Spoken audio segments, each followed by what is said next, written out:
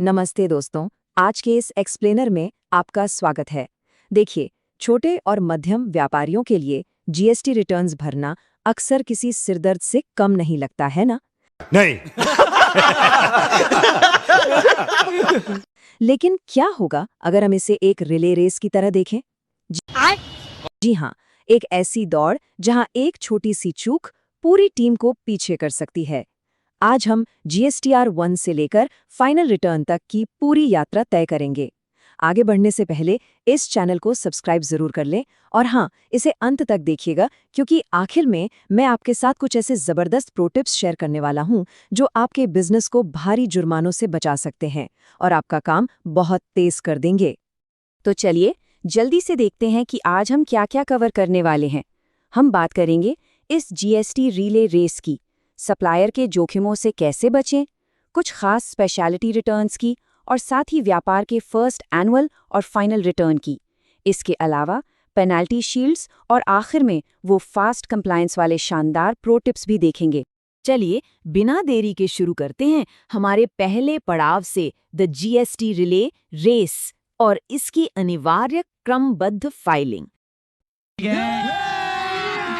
अभी मजा आएगा ना भिड़ो। अब देखिए, इस रेस का ये पहला चरण पूरी तरह से सिक्वेंशियल फाइलिंग यानी एक के बाद एक रिपोर्टिंग पर टिका है। इसमें कोई शॉर्टकट नहीं चलता। सेक्शन 37 और 39 के नए नियम एकदम साफ कहते हैं कि ये अब एक लॉक स्टेप प्रोसेस है।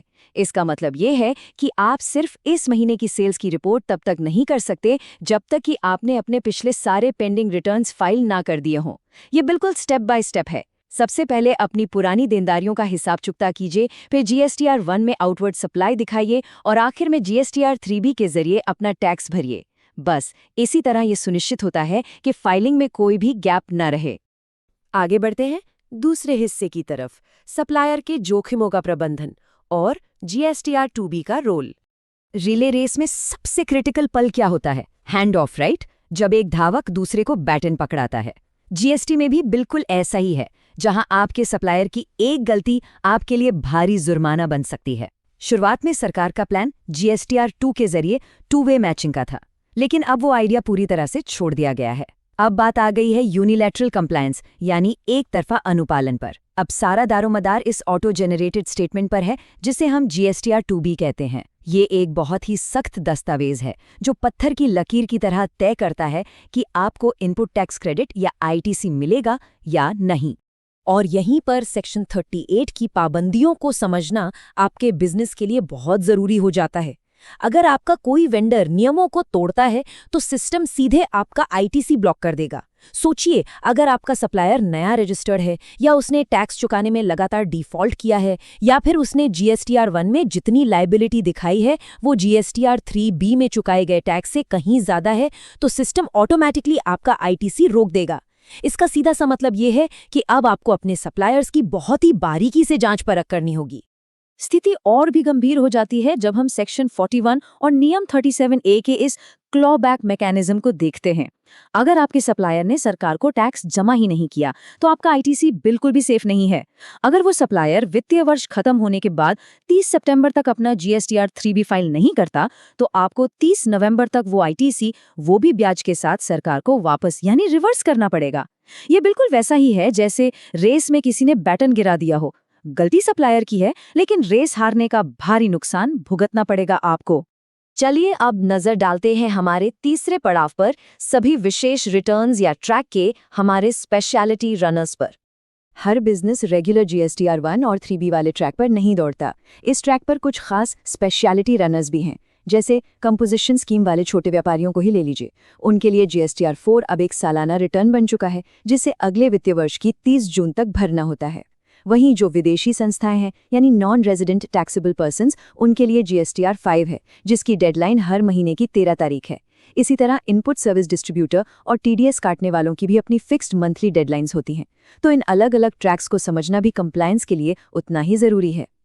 अब आते हैं चौथे हिस्से पर, जहां हम बिजनेस के पूरे लाइफ साइकिल यानी फर्स्ट, एनुअल और फाइनल रिटर्न को समझेंगे। तो बात कुछ ऐसी है कि जीएसटी की जिम्मेदारियां सिर्फ महीने दर महीने के काम नहीं हैं। ये आपके बिजनेस के जन्म से लेकर उसके बंद होने तक हर कदम पर साथ चलती हैं। जब कोई बिजनेस पहली बार जीएसटी में आता है तो रजिस्ट्रेशन सर्टिफिकेट मिलने के बीच के समय की सभी इनवॉइस को फर्स्ट रिटर्न यानी सेक्शन 40 में दिखाना होता है, ताकि शुरुआती आईटीसी का कोई नुकसान ना हो। फिर हर साल के अंत में पूरे साल की गलतियों को सुधारने के लिए जीएसटीआर 9 के रूप में एनुअल रिटर्न भरना होता है।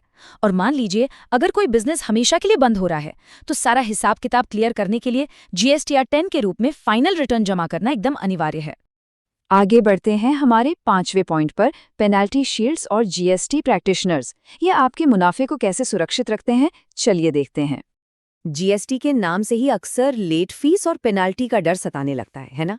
लेकिन राहत की बात यह है कि प्रशासन ने बिजनेस को इन भारी भरकम जुर्मानों से बचाने के लिए कुछ बेहतरीन पेनाल्टी शील्ड्स भी दिए हैं। सेक्शन 47 के तहत लेट फीस को काफी हद तक रैशनलाइज यानी तर्कसंगत कर दिया गया है। अब मैक्सिमम लेट फीस आपके टर्नओवर के हिसाब से तय होती है। अगर आपका टर्नओवर 1.5 करोड़ रुपए तक है तो मैक्सिमम कैप 2000 रुपीज है, और 1.5 से 5 करोड़ तक के टर्नओवर के लिए ये लिमिट 5000 रुपए रखी गई है। और हाँ, अगर आपका निल टैक्स लायबिलिटी वाला रिटर्न है तो ये मैक्सिमम कैप सिर्फ 500 रुपए हैं।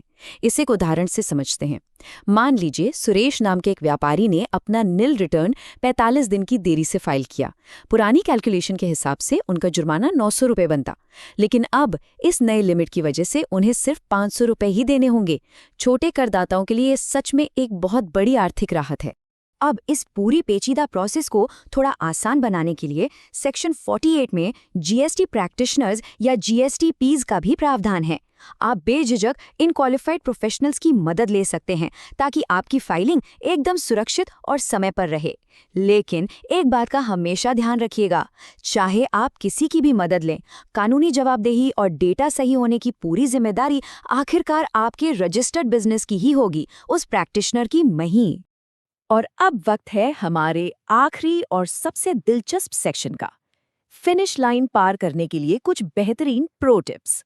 जैसा कि मैंने शुरुआत में आपसे वादा किया था, चलिए देखते हैं कि हम सीधे रिकवरी नोटिस से बचते हुए तेजी से कंप्लायंस कैसे कर सकते हैं। आज के समय में सबसे बड़ा खतरा है नियम 88C यानी रूल 88C। अगर आपके जीएसटीआर 1 की लायबिलिटी और जीएसटीआर 3B में चुकाए गए टैक्स में जरा सा भी मिसमैच होता है तो जीएसटी पोर्टल उसे अपने आप फ्लैग कर देता है, और अगर 7 दिन के अंदर आपने इसे नहीं सुलझाया तो सेक्शन 79 के तहत बिना किसी सुनवाई के सीधे रिकवरी की जा सकती है। कोई चांस ही नहीं मिलता। इसलिए मेरा सबसे बड़ा प्रो टिप यही है कि अपना रिटर्न सबमिट करने से पहले ऑटोमेटेड एपीआई और रिकंसिलिएशन सॉफ्टवेयर का इस्तेमाल जरूर करें। इससे आपका डेटा पोर्टल पर जाने से पहले ही आपस में एकदम परफेक्टली मैच हो जाएगा। और सच कहूं तो ये बात 2025 के इस पूरे जीएसटी माहौल को एकदम सटीक तरह से बयां करती है। अब हम एक zero tolerance digital tax ecosystem की तरफ बढ़ चुके हैं। कंप्लायंस अब पूरी तरह से ऑटोमेटेड, ट्रांसपेरेंट और नॉन नेगोशिएबल है। सिस्टम में अब मानवीय गलतियों या लेट लतीफी के लिए कोई जगह नहीं बची है।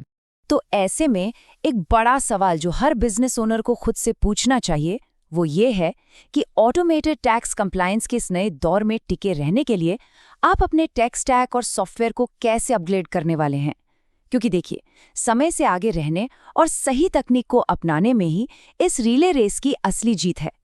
इस एक्सप्लेनर को देखने के लिए आपका बहुत बहुत धन्यवाद।